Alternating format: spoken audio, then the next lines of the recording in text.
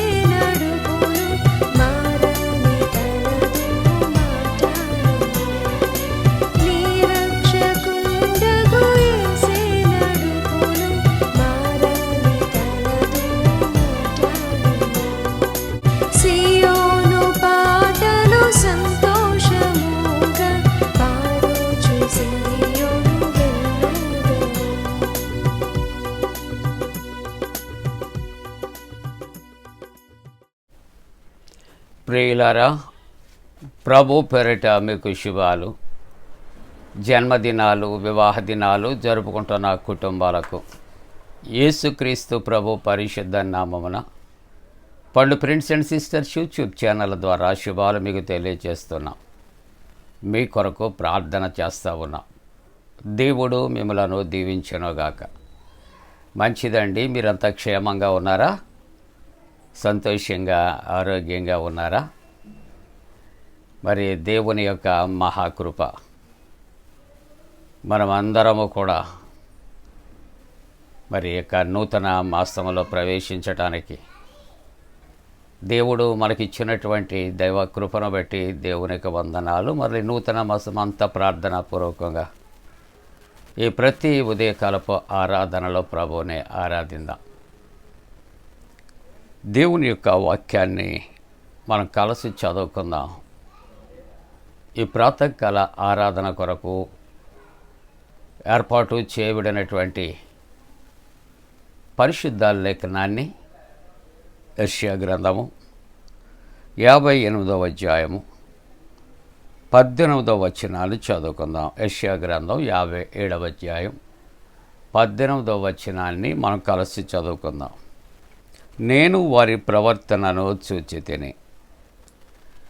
ప్రియులారా, ఈ మాట మనం చెప్పుకుందామా? నేను వారి ప్రవర్తనను చూచితిని. ఈవేళ మన యొక్క అంశము ఆలోచన చేస్తే, నేను వారి ప్రవర్తన చూచితిని అనే వాక్య భాగంలో మన అంశము నీ ప్రవర్తన చూచుచున్న దేవుడు. నీ ప్రవర్తన చూచుచున్న దేవుడు. మన ప్రవర్తన ఆయన చూస్తున్నాడండి. ఒకవేళ నాలో ఉన్నటువంటి పరిస్థితులు, స్థితిగతులు ఒకవేళ ఎవరికి తెలియవేమో, నాలో ఏదైనా డిఫెక్ట్స్ ఉంటే స్కానింగ్కి కూడా దొరకదేమో, ఎంఆర్ఐలో కూడా సరైనటువంటి రిజల్ట్ రాదేమో. కానీ ఉదయకాలం ప్రభువు నాతో, మనతో, అందరితో మాట్లాడుతున్నాడు. సూటిగా మాట్లాడుతున్నాడు. ప్రతి ఒక్కరితో మాట్లాడుతున్నాడు. మన ప్రవర్తన చూచుచున్న దేవుడు. వ్యక్తిగతంగా మాట్లాడుతున్నాడు. నీ ప్రవర్తన చూచుచున్న దేవుడు. ఆయన కంటికి మరుగయ్యుండినది ఏదో లేదు ప్రియులారా. ఆయన మన జీవితంలో ప్రతి చిన్న విషయాన్ని కూడా సూటిగా ఆయన చూడగలిగినటువంటి దేవుడు. కాబట్టి దేవుని యొక్క వాక్యంలో మనం చూస్తూ ఉంటున్నప్పుడు, ఆయన మన ప్రవర్తన చూస్తూ ఉంటుండగా మన ప్రవర్తన ప్రభువు పట్ల ఎలాగ ఉండాలి అని ఒక ప్రశ్న మనం వేసుకోవాలి. దేవుని యొక్క వాక్యములో ఓబద్య గ్రంథములో 1వ అధ్యాయంలో 5వ వచనంలో అంటాడు, నిన్ను చూడగా నీవు బొత్తిగా చెడిపోయి ఉన్నావు. దేవునికి మరుగయ్యున్నది ఏదీ లేదు. కొన్ని మనుష్యులు నీ శ్రేయోభిలాషులు నీతో చెప్పగలిగితే నీవు వారి మీద కోపిస్తావు. నీకున్న స్నేహాన్ని నేను విడిచిపెట్టేస్తావు. కానీ మనం మనుషుల కొరకు ఆలోచన చేస్తలేదు. మన కొరకు ఎవరు చెబుతున్న మాటలంటే తండ్రి అయిన దేవుడు చెబుతున్నాడు.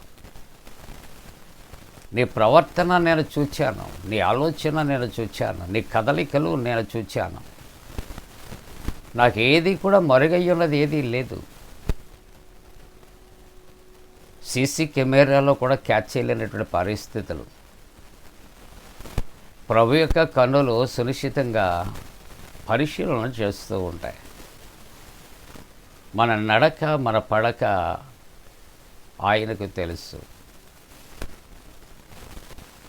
మనం అనుకుంటూ ఉంటాం, మనకన్నా పెద్ద వయస్కులు ఒక్కొక్కసారి ఒక్కొక్క మాట వాళ్ళు పోలిక చేసి చెప్తారు.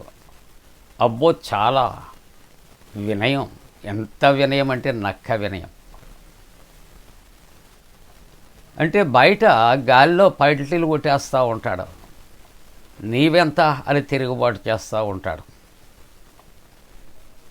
ఎన్నో రకాల ఫీట్స్ చేస్తూ ఉంటాడు. కానీ అవసరమైనప్పుడు ఆ వ్యక్తుల దగ్గర నిలబడ్డప్పుడు చక్కగా 2 చేతులు కూడా కట్టుకుని 2 చేతులు జోడించి నమస్కారం చెప్పి, దొరికిపోయానురా బాబు అనే మనసులో తిట్టుకుంటూ చక్కగా ఆస్కర్ అవార్డు గ్రహీతలాగా యాక్ట్ చేస్తూ ఉంటాం. అది దేవుడు వరకు అక్కర్లేదు తెలియటం, ఎదుటున్నటువంటి వ్యక్తికి ఆటోమేటిక్గా ఆ మేనరిజమ్స్ అనేవి అర్థమైపోతూ ఉంటాయి. మనం ఎవరిని మోసం చేస్తున్నాం, దేవుని మోసం చేస్తున్నాం అనుకుంటున్నామేమో. ఎవరికి వారే మోసం చేసుకుంటూ ఉన్నాం. కాబట్టి మన ప్రవర్తన అది ఏం చేయాలంటే ఆయన చూచున్న దేవుడు. కాబట్టి మన ప్రవర్తన మనం ఏం చేయాలి, చక్కదిద్దుకోవలసినటువంటి అవసరత. అందుకని దేవుని యొక్క వాక్యము సెలవిస్తూ ఉంటూ ఉన్నది. న్యాయాధిపతుల గ్రంథం 21వ అధ్యాయం 25వ వచనములో, ప్రతివాడు తన ఇష్టానుసారముగా ప్రవర్తించచ్చు వచ్చాను. ప్రతి వాని యొక్క జీవితము ఎలాగుందంటే తమకు ఇష్టమైన రీతిలో వారు జీవిస్తూ ఉంటున్నారు. ప్రియులారా, మంచి మాట మనం చెబితే అది కష్టంగా ఉంటుంది. కాబట్టి అది కష్టమైనటువంటి మాటలు మనం వాళ్ళకి చెబితే వాళ్ళకి మనం చెడ్డవారుగా కనిపిస్తూ ఉంటాం. కాబట్టి కొంతమంది తత్వం ఏంటంటే వాళ్ళకు ఉన్న ఉనికిని పోగొట్టుకోకుండా చక్కగా ఎదుటి వ్యక్తితో మాట్లాడుతూ ఉంటారు. చక్కగా వారిని పైకి ఎక్కిస్తూ ఉంటారు. అది ఎవరికి నష్టమో ఎవరికి లాభమో ఆలోచన చేసేది మనకు తెలుసు. మన మనుషులకు భయపడొద్దు, దేవునికి భయపడదాం. మన ప్రవర్తన ఆయన చూస్తున్నాడు. బిహేవియర్ అనే మాట. అందుకనే పెద్దవాళ్ళు కావచ్చు, గురువులు కావచ్చు, ఉపాధ్యాయులు కావచ్చు,